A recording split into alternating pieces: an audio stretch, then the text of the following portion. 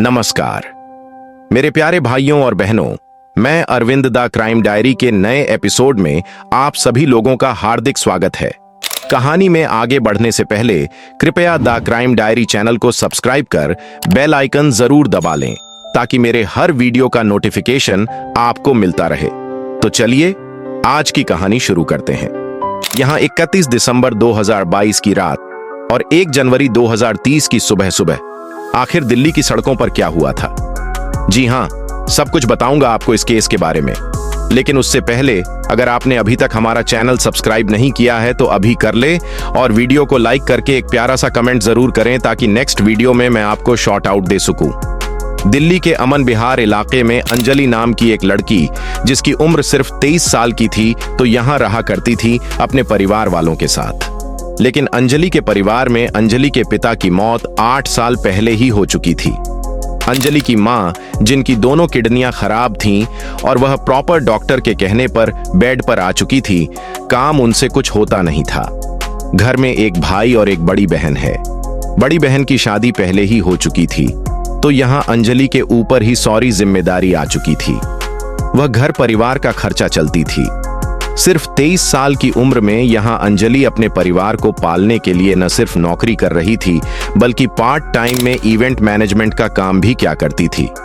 आपको पता ही होगा कि दिल्ली में बहुत शादी पार्टी हर किसी ऑक्शन पे या फिर वीकेंड्स पर भी पार्टी ऑर्गेनाइज की जाती है, और ये इवेंट मैनेजमेंट का काम दिल्ली में एक बहुत बड़े पैमाने से होता है, और इसी काम को अंजलि बखूबी निभा रही थी। नए साल की शाम आते ही यहाँ इवेंट मैनेजर का काम आता है अंजलि के पास, और वो माँ से कहती है कि आज उसका एक इवेंट है और उससे पूरा इवेंट मैनेज करना है। वहाँ जाकर डेकोरेशन वगैरह करवानी है, गेस्ट को भी मैनेज करना है, खाने पीने को मैनेज करना है।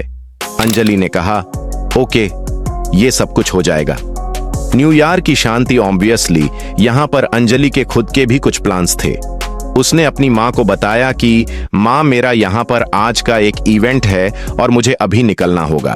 वहाँ एक न्यू ईयर पार्टी है और आने में मुझे लेट हो जाएगा, क्योंकि 12 बजे तक तो वो लोग वैसे ही सेलिब्रेट करेंगे और उसके बाद भी यहाँ सबको पार्टी खत्म करने में 1-2 घंटे तो लग ही जाते हैं। उसकी माँ ने कहा, ठीक है, तुम्हारा काम है, तुम करो, कोई बात नहीं। लेकिन यहाँ अंजलि ने अपनी माँ को यह नहीं बताया था कि उसकी पार्टी आखिर में हो कहाँ रही है। तो अंजलि की पार्टी हो रही थी रोहिणी में मौजूद एक होटल के अंदर, और उसे होटल के अंदर शादी पार्टी को मैनेज अंजलि को करना था। अंजलि घर से शाम को बाहर निकली। उसने अपनी स्कूटी स्टार्ट की। स्कूटी से वो सीधा अपने दोस्त निधि के घर गई और उसे दोस्त को उसने अपने साथ बिठाया। रात होते होते यहाँ पर अंजलि उस होटल में पहुंच चुकी थी। उसे होटल के बाहर लगे सीसीटीवी कैमरा में हमें अंजलि और उसकी दोस्त दोनों स्कूटी पर नजर आ जाती है। स्कूटी पर आने के बाद दोनों अंदर गई, लेकिन अंदर इस होटल में पता नहीं क्या हुआ कि दोनों के बीच थोड़ी नोक झोंक हो गई। 11 बज चुके हैं। यहाँ अंजलि की माँ है। अंजलि को फोन करके पूछा कि तुम्हारी क्या लोकेशन है, तुम घर कब तक आएगी? तो अंजलि ने अपनी माँ को बताया कि अभी तो पार्टी चल रही है और अभी तो कोई नहीं है और ना कोई आया है, और ऑब्वियसली जब तक लोग न्यू ईयर सेलिब्रेट नहीं कर लेंगे, रिंग वगैरह अच्छे से नहीं कर लेंगे, तब तक वो लोग यहाँ से नहीं निकलने वाले हैं और मुझे पार्टी खत्म करवा के ही घर आना है। अंजलि की माँ ने कहा, ठीक है, कोई बात नहीं, तुम आराम से आ जाना।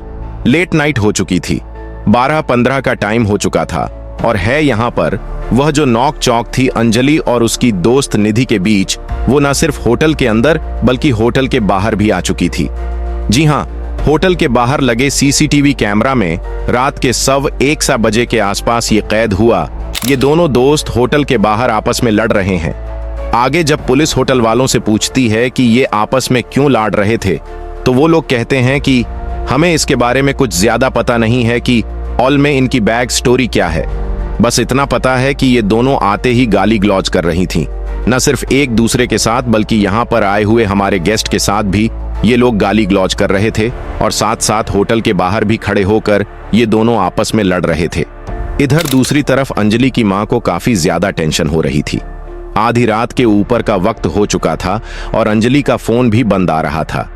अंजलि की माँ को पहले तो घबराहट हुई, लेकिन तब उसे याद आया कि वो तो इसी तरह की इवेंट ऑर्गेनाइजेशन पहले भी करती आई है और वो अक्सर लेट हो जाती है। कोई बात नहीं, अभी उसका फोन बंद हो सकता है, उसके फोन की बैटरी वगैरह डेड हो गई हो या फिर वो रेंज भी ना हो।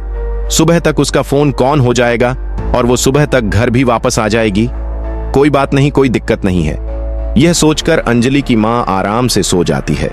सुबह हुई और जैसा कि अंजलि की मां ने सोचा था, सुबह उसके घर का दरवाजा किसी ने खटखटाया। अंजलि की मां को लगा कि शायद अंजलि आ गई होगी और वो तुरंत जाकर दरवाजा खोलने गई। लेकिन जैसे ही उन्होंने दरवाजा खोला, सामने पुलिस वाले खड़े हैं। पुलिस वालों ने एक स्कूटी का नंबर यहां अंजलि की मां को बताया और पूछा कि ये स्कूटी किसकी है। अंजलि की मां ने कहा कि ये स्कूटी तो मेरी बेटी की है। क्या हुआ, क्या बात है? अंजलि की मां बहुत ज्यादा घबरा चुकी थी।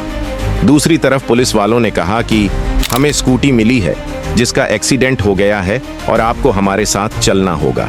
अंजलि की मां को यह लग रहा था कि हो सकता है कि छोटा मोटा कुछ एक्सीडेंट हो गया होगा और छोटी मोटी चोट लगी होगी और वो जल्दी ठीक हो जाएगी, कोई दिक्कत नहीं है। लेकिन ये पुलिस वाले अंजलि की मां को किसी हॉस्पिटल के वार्ड में ले जाने के बजाय सीएम हॉस्पिटल, जो कि एक सरकारी हॉस्पिटल है, उस हॉस्पिटल के पोस्टमार्टम घर में लेकर चले गए। अंदर पोस्टमार्टम घर ले जाकर अंजलि की मां और उसकी भाई वगैरह को एक लाश दिखाई गई और वो लाश को देखते ही अंजलि की मां बहुत जोर से चिल्लाने लग गई, रोने लग गई। उनका रोना भी जायज था क्योंकि सामने जो स्ट्रक्चर पर लाश पड़ी थी वो किसी और की नहीं बल्कि अंजलि की थी। ये लास्ट देखकर उनको कुछ समझ ही नहीं आ रहा था कि उनकी बेटी के साथ क्या हुआ है। वो बस रो रहे थे, चिल्ला रहे थे। वो सभी से पूछ रहे थे कि आखिर यह किसने किया है, अंजलि को आखिर हुआ क्या है। लेकिन पुलिस वाले भी कुछ बोलने को तैयार नहीं थे। अंजलि की मां और परिवार के बाकी लोग जैसे तैसे खुद को संभालने की कोशिश कर रहे थे, लेकिन सवालों का तूफान उनके दिलो दिमाग में चल रहा था। आखिर ऐसा क्या हुआ था कि उनकी बेटी की जान चली गई? पुलिस ने परिवार को ज्यादा जानकारी देने से मना कर दिया और कहा कि यह एक गंभीर मामला है और जांच जारी है। अगले दिन खबरें फैलने लगीं। सोशल मीडिया और न्यूज चैनल्स पर एक वीडियो वायरल हुआ जिसमें एक कार को दिल्ली की सड़कों पर तेजी से भागते हुए देखा गया। सीसीटीवी फुटेज में साफ था कि कार के नीचे कुछ घसीटता हुआ दिखाई दे रहा है। शुरुआती रिपोर्ट्स में कहा गया कि अंजलि की स्कूटी को एक कार ने टक्कर मारी और उसके बाद अंजलि कार के नीचे फंस गई। सबसे दर्दनाक बात यह थी कि कार चालक ने रुकने की कोशिश नहीं की। वीडियो के मुताबिक कार ने करीब 10 से 12 किलोमीटर तक अंजलि को घसीटा। पुलिस ने इलाके के चश्मदीद गवाहों से पूछताछ की और सीसीटीवी फुटेज को खंगालने पर पता चला कि हादसे के समय अंजलि की दोस्त निधि भी घटनास्थल पर मौजूद थी। निधि ने पुलिस को बताया कि वो दोनों स्कूटी पर जा रहे थे और तभी एक तेज रफ्तार कार ने उन्हें टक्कर मार दी। निधि ने दावा किया कि घबराकर वह मौके से भाग गई और अंजलि कार के नीचे फंस गई। निधि के इस बयान ने मामले को और उलझा दिया। कार के मालिक और उसमें सवार लड़कों को पुलिस ने तलाशना शुरू किया। जांच में पता चला कि कार में 5 लोग सवार थे जो उस रात शराब के नशे में थे। उन्हें हादसे का एहसास तो हुआ, लेकिन उन्होंने कार नहीं रोकी क्योंकि उन्हें डर था कि रुकने पर पुलिस उन्हें गिरफ्तार कर लेगी। जैसे ही यह खबर फैलनी शुरू हुई, पूरे देश में गुस्से की लहर दौड़ गई। लोग सड़कों पर उतरकर न्याय की मांग करने लगे। न्यूज चैनल्स ने अंजलि की मौत को दिल्ली की सड़कों पर हुई दरिंदगी का नाम दिया। सोशल मीडिया पर "want justice for Anjali" trend करने लगा। लोग सवाल उठाने लगे कि आखिर क्यों एक लड़की को इतनी बेरहमी से घसीटा गया और कोई मदद के लिए आगे क्यों नहीं आया। अब पुलिस ने मामले को गंभीरता से लिया।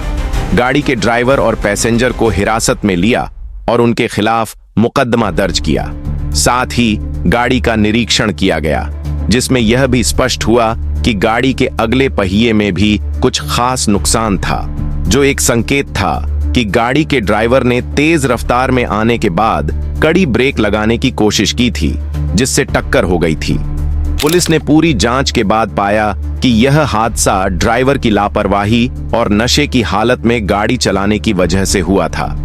अंजलि की मौत को दुर्घटना के रूप में देखा गया था, लेकिन अब पुलिस के पास पूरा मामला था और वे न्याय दिलाने के लिए हर संभव कदम उठा रहे थे। अंजलि की मां और परिवार वालों को इस दुखद घटना के बारे में जानकारी दी गई। और उन्होंने अपना दुख व्यक्त किया। परिवार ने यह भी कहा कि वे न्याय चाहते हैं ताकि अंजलि की मौत बेकार न जाए और उसके परिवार को इंसाफ मिल सके। पुलिस ने इसे एक गंभीर मामला माना और आरोपियों के खिलाफ कार्रवाई की। इस घटना ने सभी को यह सिखाया कि सड़क पर लापरवाही से गाड़ी चलाना और नशे में गाड़ी चलाना कितने खतरनाक हो सकते हैं। यह हादसा सिर्फ अंजलि के परिवार के लिए नहीं, बल्कि सभी के लिए एक चेतावनी था।